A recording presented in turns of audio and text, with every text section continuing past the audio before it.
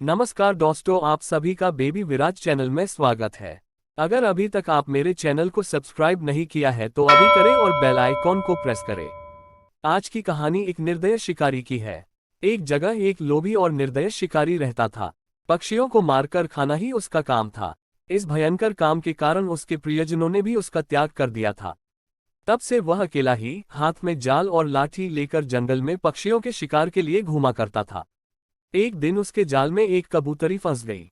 उसे लेकर जब वह अपनी कुटिया की ओर चला तो आकाश बादलों से घिर गया। मूसलाधार वर्षा होने लगी। सर्दी से ठिठुरकर शिकारी आश्रय की खोज करने लगा। थोड़ी दूरी पर एक पीपल का वृक्ष था। उसके खोल में घुसते हुए उसने कहा, यहाँ जो भी रहता है मैं उसकी शरण चाहता हूँ।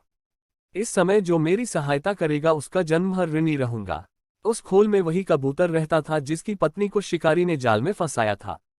कबूतर उस समय पत्नी के वियोग से दुखी होकर विलाप कर रहा था। पति को प्रेमातुर पाकर कबूतरी का मन आनंद से नाच उठा। उसने मन ही मन सोचा, मेरे धन्य भाग्य हैं जो ऐसा प्रेमी पति मिला है।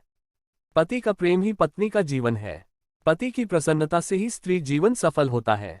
मेरा जीवन सफल हुआ, यह विचार कर वह पति से बोली, पतिदेव, मैं तुम्हारे सामने हूँ। इस शिकारी ने मुझे बांध लिया है। यह मेरे पुराने कर्मों का फल है। हम अपने कर्मफल से ही डग भोगते हैं। मेरे बंधन की चिंता छोड़कर तुम इस समय अपने शरणागत अतिथि की सेवा करो। जो जीव अपने अतिथि का सत्कार नहीं करता उसके सब पुण्य छूटकर अतिथि के साथ चले जाते हैं और सब पाप वहीं रह जाते हैं।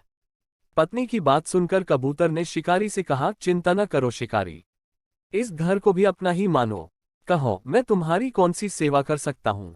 शिकारी, मुझे सर्दी सता रही है, इसका उपाय कर दो। कबूतर ने लकड़ियां इकट्ठी करके जला दी और कहा, तुम आग सेक कर सर्दी दूर कर लो। कबूतर को अब अतिथि सेवा के लिए भोजन की चिंता हुई, किंतु उसके घोंसले में तो अन्न का एक दाना भी नहीं था। बहुत सोचने के बाद उसने अपने शरीर से ही शिकारी की भूख मिटाने का विचार किया। यह सोचकर वह महात्मा कबूतर स्वयं जलती आग में कूद पड़ा। अपने शरीर का बलिदान करके भी उसने शिकारी के तर्पण करने का प्रण पूरा किया। शिकारी ने जब कबूतर का यह बलिदान देखा तो आश्चर्य में डूब गया। उसकी आत्मा उसे धिक्कारने लगी। उसी क्षण उसने कबूतरी को जाल से निकालकर मुक्त कर दिया और पक्षियों को फंसाने के जाल व अन्य उपकरणों को तोड़-फोड़ कर फेंक दिया। कबूतरी अपने पति को आग में जलता देखकर विलाप करने लगी। उसने सोचा, अपने पति के बिना अब मेरे जीवन का प्रयोजन ही क्या है। मेरा संसार उजड़ गया, अब किसके लिए प्राण धारण करूं। यह सोचकर वह पतिव्रत भी आग में कूद पड़ी। इन दोनों के बलिदान पर आकाश से पुष्प वर्षा हुई। शिकारी ने भी उस दिन से प्राणी हिंसा छोड़ दी। दोस्तों, इस कहानी से हमने यही सीखा, अतिथि देवो भव। अर्थात हम किसी भी परिस्थिति में हो और यदि हमारे घर कोई अतिथि आए तो उसका अतिथि सम्मान करना चाहिए। आज के लिए बस इतना ही। फिर मिलते हैं एक नई कहानी के साथ।